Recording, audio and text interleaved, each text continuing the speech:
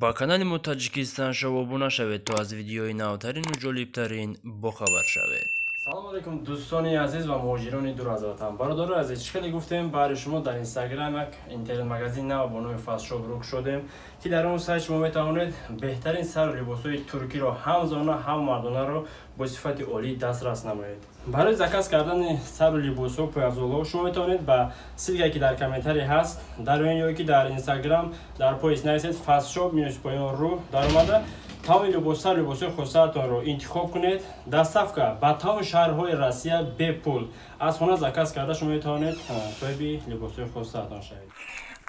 بدی دار مدعی شبی تار مدعی اون دختری تاجی گرفتار مدعی اون دختری تاجی گرفتار مدعی اوف امی ادیره امی ادیر یک عمر کار بری ادیر میکنه خیلی شلو بود میشه هنوز شوارا بود کنه با موقع آب تماشان و تمام دیگه امروز آخرا اونو زده ادیره ای بل کد من همه چی ده همینجا نمومن خیلی جای تنگا میکنه در وگانو میخیلیه نه که همین از زمانه هسته که میخشته بایگم چی گرفتن در کار یعنی که یک هلیکدن در کار که چهل میگنه که ها میگفتن که کوشش کردن در کار یکون کار بار در هشته با کار بار گفتن در کار مقصد همه کار عبادت با وقتش همه کار با وقتش خیلی کارا میشود که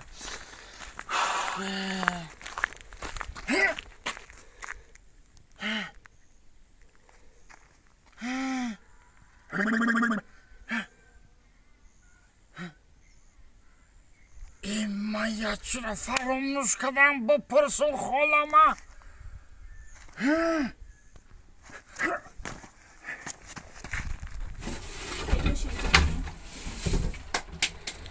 جروبا کجا دا بونده باشانا خالا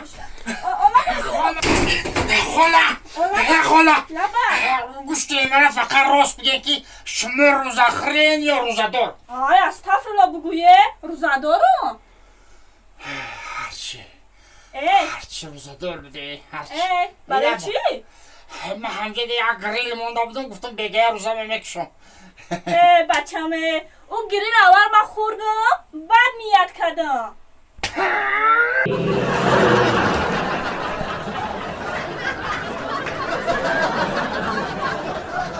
салом алейкум бародаро ва хоҳарон манам аз интернет магазини фаст шоп заказ кардем анҷомҳо либосҳои мардона занона ҳаманани дорам дастафқи бепул мана аз турсия ба мо оварда расондам раҳмат ба магазини фаст шоп боз як бори дигар ки бо муҳлати кӯтоҳ дар мобайни яъне 3 рӯз ба мо оварда расондам ана гирифтем акнун мегирем меравем раҳмат боз як бори дигар ба магазини фаст шоп